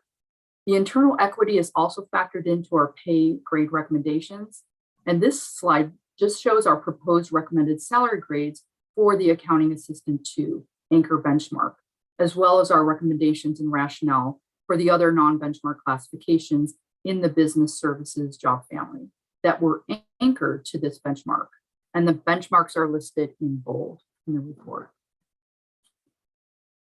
So TCUSD's compensation structure should be aligned with the following strategic goals of recruiting, developing and retaining and rewarding employees. Temple City Unified should be very proud of your competitive base salaries that you're paying employees at this district. And we don't often see this in other school districts that we've conducted studies for. So this really is a good thing. At this point, I would like to acknowledge the Temple City Unified internal project team, including Juris Burgos and Tamar Kataroyan, and the Temple City Advisory Committee. We suggest that the district conduct an overall classification structure and update your classification specifications on a regular basis, and that should be done at least every 5 years. And in addition, we recommend a comprehensive salary survey should be conducted at least 3 to 5 years. So I'd like to thank you for your time tonight, and I'm so sorry about the internet connection issues, and I'd be happy to answer any questions. Can you stop sharing so that I can see if people are raising their hands? Sure. Okay, now we're back. Does anybody have any questions for Suzanne? It looks very comprehensive. Like I said, it can take some time to go through and look at it all. It doesn't look like there are any questions. So thank you very much, Suzanne. I appreciate it. Thank you. Have a great night, everyone. You too. Okay, so with that, we are moving on to the discussion action portion of our agenda, starting first with the area of administration, item 24, which calls for a motion to adopt resolution 2122-10 to designate specified position as senior management of classified service. May I have a motion and a second to approve, please? I see a motion from member Espinosa and a second from member Georgino. And this is related to the CBO position now, an assistant superintendent of business services. Are there any comments or questions about the resolution? Kim, is there anything you want to say? Nope, this is just to get the CBO hired and designated properly on the salary schedule. And I'm going to, oh, I thought I saw Donna wave her hand. No. Okay, I'm going to go ahead and call for the vote. Student board member Lee, Yes. member Sneed, Yes. member Espinosa, Yes. member Georgino, Yes. member Lynn, Yes. and I'm a yes as well. That brings us on to item 25, which calls for motion to adopt resolution 2122-11 for revised certification of signatures, verified signatures of the governing board members, and authorizes Kimberly Frickert, Connie Wu, Tamar Kataroyan, and Richard Lohman to sign warrants, contracts, orders for payment of notices of employment and related documents as approved by the board. I have a motion and a second to approve, please. See a motion from member Lynn, and a second from member Sneed. Any comments or questions about this? It's pretty straightforward too. Okay, seeing none, I will go ahead and call for the vote. Preferential vote, student board member Lee. Yes. Okay, member Espinosa, Yes. member Georgino, Yes. member Lynn. Yes. I'm a yes, and member Sneed. Yes. Okay, so that motion carries 5-0. We are now moving on to item 26A, which calls for a motion to approve the opening of a public hearing to discuss the California Voting Rights Act and how it may impact our district. And so with that, I'd like a motion and a second to open up the public hearing. See a motion from member Lynn and a second from member Georgino. And with that, I'm going to go ahead and call for the vote. Preferential vote, student member Lee, Yes. member Georgino, Yes. member Lynn. Yes. I'm a yes. Member Sneed, Yes. and Member Espinoza. Yes. Okay, thank you. So we're now have an open public hearing. With that, I'm going to ask William Tunick, who's a representative from DWK, to talk this through a little bit with us. William?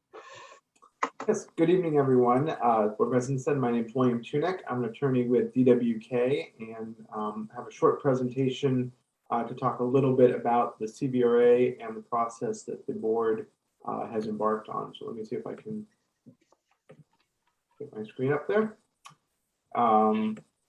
As I mentioned, we're here to talk as part of the first public hearing on the CVRA and the transition that the board will be making in its election process. So I wanted to provide a little bit of background about the CVRA, the different types of election systems, and then what this process is going to look like over the next few months. By way of background, to start with, there's a couple, really two ways that school districts can elect members of their boards of trustees or boards of education. One of those ways is what we call at-large elections. That's elections where every member or every voter in the district elects all 5 members of the board. This is how board members are elected right now. Just to kind of illustrate the difference between that and the by trustee area system, which we're going to talk about in a minute, we have an illustration here. This is a hypothetical district, either 15 voters, 15,000, doesn't make a difference. And we're just saying hypothetically, we've got 2 blocks of voters. There's 8 of one group and 7 of another, so pretty closely split. But if they vote according to those 2 groups, what you end up with in all 5 elections or all 5 seats when you run at-large elections is the majority block is always going to have their preferred candidate win the election. So even though the voters may be pretty narrowly split, the board is going to reflect the preference of the majority in all 5 seats. Now, if we go to the other option, which is what we call by trustee area elections, the cities call them district elections. It looks more like congressional state legislature type elections. That's where you take the district, you draw 5 geographical subdivisions of the district. Those are called trustee areas.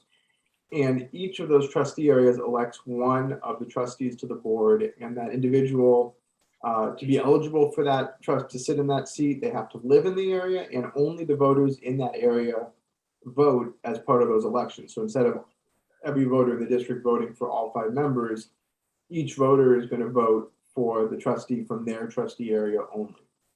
If we take that type of a system, same district, same voters, same preferences, you can see here how we went from a from a result where it was all 5 board members reflected the preference of the 8 voters to a situation now where that's happening in 3 elections, but in the other 2, you can see now where we've got the preferred candidate of the other voters who are numerically the minority in this situation winning seats in 2 of those elections. So just an illustration of the difference between how you can have different election systems, and that can essentially influence the outcome of the elections, even if the voters and nothing else really changes with the election. And that basic difference is really what underlies the California Voting Rights Act, to some extent the Federal Voting Rights Act, or parts of it anyway, but we're focusing really today on the CVRA. The CVRA is a law that's been around almost 20 years now. It applies to all local agencies in California, and essentially what it says is not necessarily that you can't have at-large elections in any district, because obviously some districts still do, but you can't have at-large elections where a couple of those assumptions we were just talking about, where those exist in reality. And what I mean by that specifically is where you have that type of block voting and where those blocks are correlated with membership in a race, ethnic, or language group. And the legal term for this is racially polarized voting. And what essentially, again, what that means is where you see voting, where you have blocks of voters, where their voting preferences essentially correlate with their membership in a protected class. When you have that factual situation or reality on the ground, plus at-large elections, that's where the CVRA says you may have, you may not be able to use at-large elections anymore. Unfortunately, the CVRA isn't a law. There's been some laws that affect districts where the legislature says, here's a bright line standard. You have, 10 years to come into compliance. determine whether or not you're at the standard, you're above or below. The CVRA doesn't work like that. The CVRA instead doesn't have a deadline. How it ultimately gets enforced is through litigation, and not only through litigation, but litigation where the individual bringing the lawsuit can recover their fees from the entity who's found to be in violation. And so what this has led to is several cases. Well, it's led to two things. One is a lot of local agencies that have either faced potential litigation or have decided they don't want to face it because of the potential cost associated with that. Or districts, actually more cities, less school districts, who have received CVRA challenges, have attempted to defend against those and have lost. And actually to date, even though we're now almost 20 years into this law, there has not been a successful defense of a CVRA challenge yet of anywhere in the state. The most two recent high profile cases, City of Santa Clara fought it, they lost. City of Santa Monica is by far the biggest case. That's been going on for probably 6 or 7 years now. It's now pending with the California Supreme Court. So we don't know what's going to happen there. But in any event, up till now, we haven't had anyone successfully defend a CVRA case. And again, in all of those cases, we've seen the agencies pay significant attorney's fees. I think Santa Monica is something outrageous at this point, but even school districts have seen fees, and this is the other side's fees, right? The plaintiff's fees in the hundreds of thousands of dollars. Because of that, the legislature, because that was kind of what was driving it for a long time. And about, I think, 2017, the legislature came up with a system that essentially said, if someone was going to challenge a district's elections, they had to follow sort of an exhaustion of remedies type of pre-litigation demand process, whereby they'd put the district on notice, the district could then make the change. And if they did it in exchange, the legislature thought it would be fair to say that the person who sent the letter could ask for reimbursement for their attorney's fees in preparing the letter of up to $35,000. Now, on the flip side, what the legislature also said is if the entity, the school district, the board began the process of making the transition before it received a letter or before any other type of litigation, then it'd be immune for a period from any type of litigation or from that demand letter and ultimately from that $35,000 potential reimbursement. So because of that, I think that situation has set up an interesting dynamic, and this is just some information, and it might be a little bit small on the screen, so I apologize, but even you can just get a sense by order of magnitude here. These are some local districts that are still using at-large elections on the left there. On the right, we have districts that are using by trustee area elections, and in the middle, we actually have a group that's moving right now, and all those are in transition. And a lot of these have some of them have actually faced demands and letters. Others have made the move proactively because of what we just spoke about, either because they think it's a policy issue, it's a good idea, and or because they want to avoid the potential litigation and the liability and that $35,000 attorney fee reimbursement that we spoke about. The other thing that I think you see reflected in this chart is the impact of the census. As you know, the 2020 census data was released, well, you may not know, but it was released about a month ago now, actually, a little late, but we finally got it. And the census data, as we'll talk about, is important in this process of actually making the transition, because what you're doing ultimately is drawing maps, and those are based on population. And of course, when we get a census, we get new population numbers, and there's actually a requirement in the Ed Code that if you have trustee areas that you redistrict, you look at them again when you get the new population number. So I want to be clear, the CVRA doesn't say when there is a census you have to district, but or you have to create trustee areas. But a lot of school districts that had looked at this issue in 2018, 19, even 2020 said, if we're going to have to redistrict when the 2020 census data comes out, why are we doing it now? Why don't we wait until the 2020 census data is out and we'll do it all at once? And so I think that's why you see a good number of districts moving right now, because we have that data. And so now it makes sense for them to go through that process. So, and after they're done, you see it's going to be, a pretty even split. I'd say statewide is probably 40% now or by trustee area elections, which has been a big swing from the last 10 years. So as we see that, and that's the place that the district is now, right? The board has adopted a resolution to begin to make that change. So we want to talk about what that's going to look like going forward as we kind of go from that middle column to the column on the right.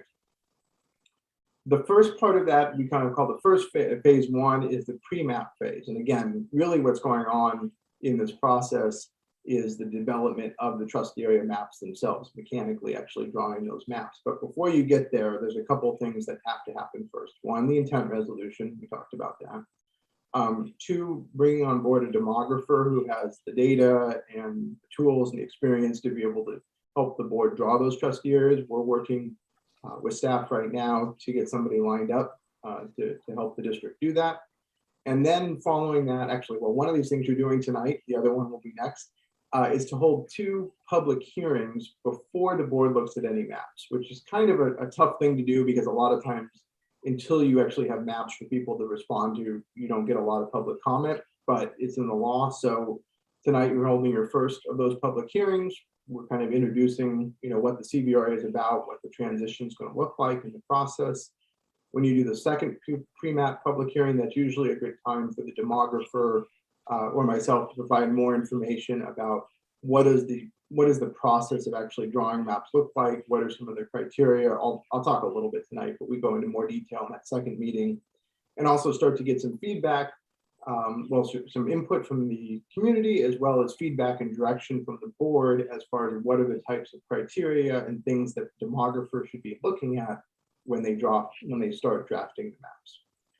That takes us into the actual map development phase. And this is a cycle essentially of three meetings, could be more, but 3 is usually what it takes. And that's going to be the demographer creating maps, those being posted on the district website, coming to a board meeting where we have a public hearing, getting public input on those, having discussion and direction from the board as far as, I like this map, I don't like that map, can you take this part, what about moving this line here? That type of discussion and working through it with the demographer and going through that cycle as the maps gets revised throughout those 3 hearings, till finally at the 3rd hearing, you have the adoption of the actual maps. And I'll talk about that waiver piece there that struck out at the bottom when we get to the end. So as far as, again, like I said, usually during the second pre-map hearing, that's when you're going to talk more about how lines are drawn. But I wanted to kind of give a little bit of a primer on some of the basics that, the demographer will be working with the board on. The CVRA talks about what kind of elections you use. It doesn't talk about actually drawing trustee areas. That's more the area of federal law, and 2 primary requirements that we get from federal law. The first is equal population. This is why the census is important. Trustee areas have to have roughly equal population, usually within no more than 10% variance from the largest to the smallest. So for example, the illustration on the left, well, those look like nice kind of square areas. Those do not have equal population, right? The voter in area E has a much more influential vote, you could say, than the voters in area B. And so that's a problem really of constitutional dimension. So you can't have a map that looks like that because you have to have equal population. Second, the other factor that we look at in federal law under the Federal Voting Rights Act is the requirements around the prohibitions on the use of race to draw maps in a way that dilutes the vote, the influence of either racial, ethnic, again, language groups, protected classes. So example, that map in the middle, again, it looks kind of funky, which is usually a dead giveaway that it's not good. But what it's done is it's essentially compacted the influence of the minority bloc in this case into one area and otherwise diluted their vote. So that would be a problem under federal law. The one on the right is an example of a map that would meet both the equal population test as well as pass the test as far as the use of race. And again, looking at it, it kind of looks like a rational map, which is sometimes the best test. And that's a good transition to this slide. If you haven't seen it before, this is everyone knows the term gerrymander. This is where it comes from. That was the district that led to the term gerrymander. So, when all else fails, I kind of joke, but if you can put eyes and feet on it, it's probably not a good district. And that's your example right there. More technically, what we say about districts is they have to be compact, they have to be contiguous, they can follow man-made boundaries, natural boundaries, the kinds of things that you can see on a map. Beyond that, though, they should also be drawn to consider communities of interest. And that's kind of an amorphous term. Usually with school districts, what we're talking about there is something like attendance boundaries, right? And there's always an interesting question about attendance boundaries, which is, do we want trustee areas to follow the boundaries, or do we want to split the boundaries so that you have trustees that represent as many attendance boundaries areas as possible? So that's something we can talk about as we go through it and forward in this process. I think the other thing to think about is the demographer, they're really good at this. They can look at a map and kind of tell logically based on what they can see on the map where the lines might go. But of course, they don't live in the community. And that's where really the input from the public, and especially the direction from the board, can be extremely helpful to say, you know what, this part of the district belongs with this part of the district, or these two parts, are kind of different. Maybe they should be in different trustee areas. There's lots of those types of things that as residents and as board members, you're going to know about the district. And that's where the demographer is really going to lean on the board for that type of input as the maps get developed. So you'll go through that process, work with the demographer, develop those maps, and then we finally get to the third phase, which is implementation. That's going to be approval, like I mentioned, by the board at the end of the process. The last step is actually going to now be approval from the County Committee on School District Organization, which is a county-wide body that does basically approval of board election changes and territory changes. So this is mainly what they've been doing lately. That approval will actually now be the last step. It used to be, or at least till January 1 of next year, it's the case that that approval is technically a order of election, and there's supposed to be an election in the district whether or not to make the change from at-large to trustee area elections. You're probably wondering, I mentioned that a lot of districts have made this change, and you probably haven't heard of any of those elections, and that's because that requirement could be waived by the State Board of Education, and in every case it had been. Because it had been waived by in all of those cases, the legislature finally said, maybe we don't need this requirement anymore. It's really just causing people to spend a lot of time and money to get the waiver. So they got rid of it, and instead, when the county committee approves the process, they can waive the election at that point. I anticipate they will start doing that after January 1, so we won't have to go to the state board at any time. Once that happens, as far as the actual implementation of the transition, the trustee area elections would start in 2022. So all the current board members, trustees continue to serve out their terms. There's no effect on that whatsoever. As seats come up for election, either in 2022 or in 2024, those seats are then elected by trustee area instead of at large. So it actually takes 2 election cycles, or 2 elections, I guess I would say, for all the seats to transition from at large to trustee area elections. So I think that might be my last slide, but I did want to mention, well, see if there's any questions, but as I mentioned, this is that first public hearing. This is going to be followed by another public hearing similar. We'll talk a little bit more about the line drawing process, and then you'll move into actually looking at maps and providing input. And that process, I think, will probably take you into early next year. And so we'll get that pinned down as soon as we've got the demographer on board and get those dates all figured out. But with that, if there's any questions on the process or any other criteria, I'd be happy to answer those. And William, before we go there, can you stop sharing your screen so I can see? Thank you. Okay, so this is actually a public hearing, but I don't see any members of the public here, but does anybody have any questions or comments for William at this point? I don't see any. I have one quick question. There's an organization that's part of the county. It's called the Committee for District Reorganization or something to that effect. They have no input to this process, correct?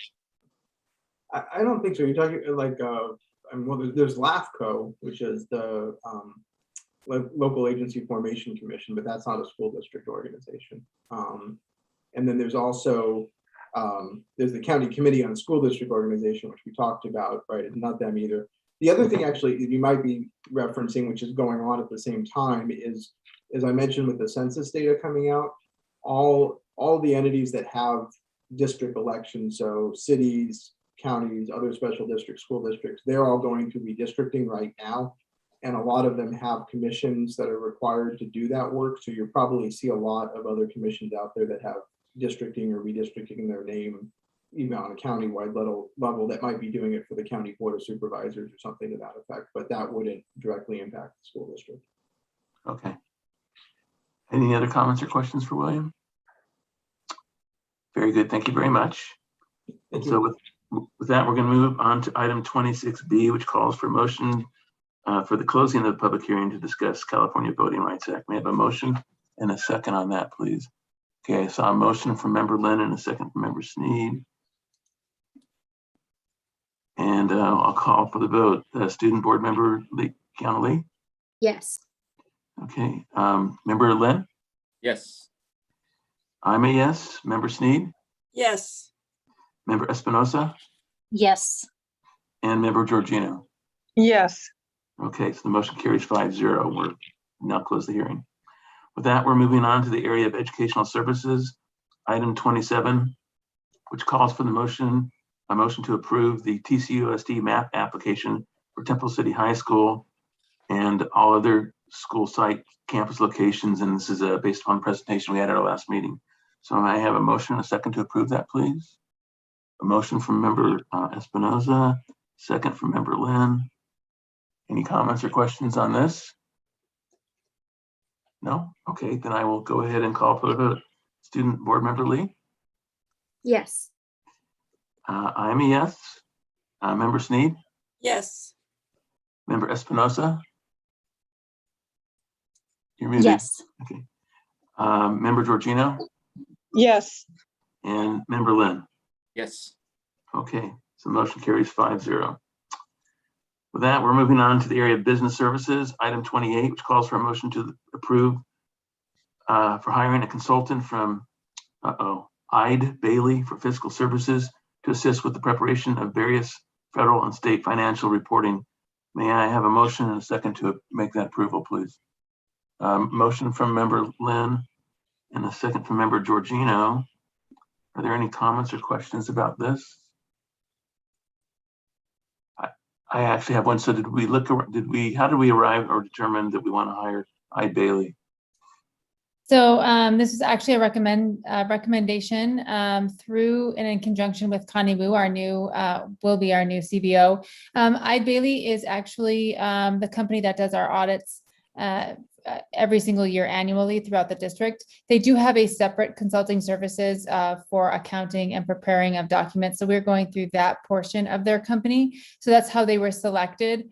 And we really want to make sure that we get that first interim done and completed in the absence of a director of fiscal. So that report is due in December at the December board meeting. So we just have a limited time to do it. So we went with a company who is both reputable, but also that we're familiar with. Okay, thank you, Kim. Any other comments or questions? No, I'm not seeing. I'm going to go ahead and call for the vote. Student board member Lee? Yes. Member Sneed? Yes. Member Espinosa? Yes. Member Georgino? Yes. Member Lynn? Yes. And I'm a yes as well, so the motion carries 5-0. That we're moving on to the area of personnel services. Item 29, which calls for a motion to approve increases in pay rate for substitute teachers. May I have a motion and a second to approve, please? So member Sneed, make the motion. It was kind of a tie between Mike and Donna, so I'll say member Georgino got the second. So we talked about this. This is where we're increasing the daily rate for regular subs as well as long-term subs, effective basically immediately. So any comments or questions about this? No, I will go ahead and call for the vote then. Student board member Lee? Yes. Member Espinosa? Yes. Member Georgino? Yes. Member Lynn? Yes. Members, that's me, I'm a yes. And member Sneed? Yes. Okay, so the motion carries 5-0. Thank you. Moving on to item 30, calls for a motion to approve the Assistant Superintendent Business Services contract. And this is different than the other ones that we pulled because this is a classified basically position. So may I have a motion and a second to approve, please? So motion from member Lynn and a second from member Espinosa. Any comments or questions about this? No. Okay, then I'm going to go ahead and call for the vote. Student board member Lee? Yes. Member Georgino? You're muted, Donna. Okay, took me a while to get off mute. Yes. Okay, no problem at all. Member Lynn? Yes. I am a yes. Member Sneed? Yes. And Member Espinosa? Yes. Okay, so the motion carries 5-0. Okay, on to item 31, which calls for a motion. Oh, before I ask for the motion, I'm going to go ahead and read a statement. Presented to the board for approval is an amendment to the employment agreement for Dr. Fricker, setting forth the terms and conditions of her employment as the district's continuing superintendent effective July 1st, 2021. Pursuant to Government Code 54953, subdivision C3, the following is a summary of the recommendation for final action. The amendment clarifies that the superintendent shall have a 249-day work year, including vacation and holidays.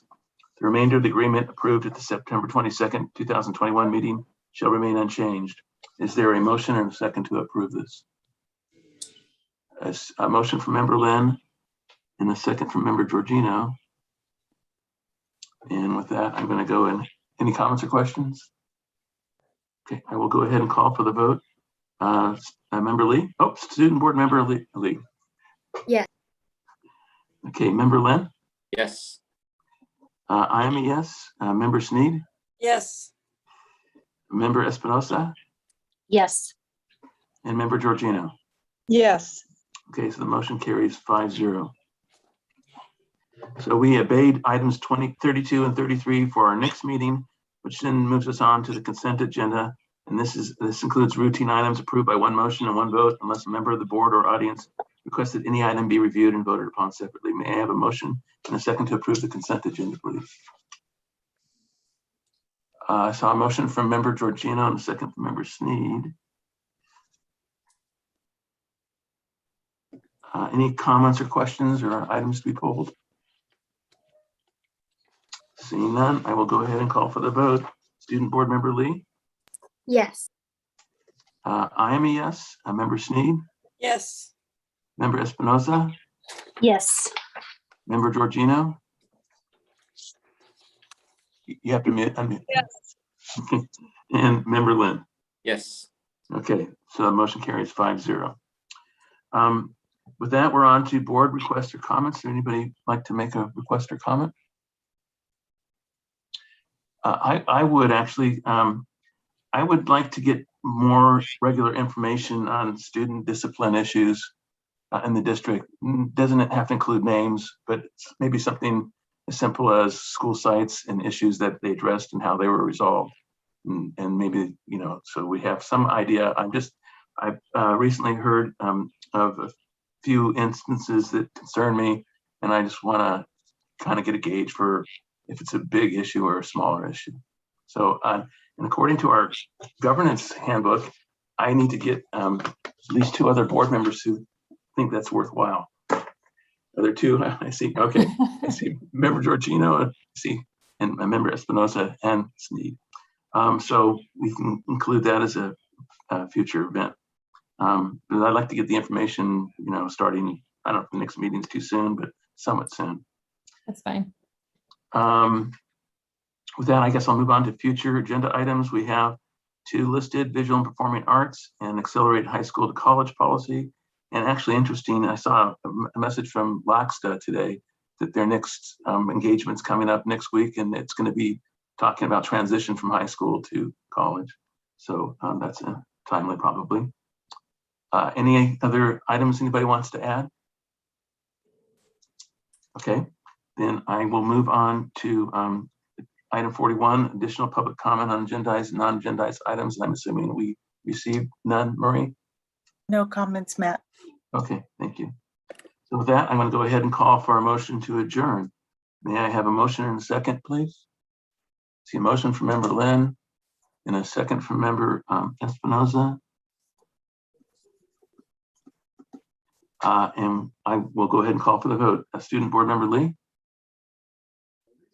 Yes. Okay. Member Sneed? Yes. Member Espinosa? Yes. Member Georgino? Yes. Member Lynn? Yes. And I'm a yes, so the motion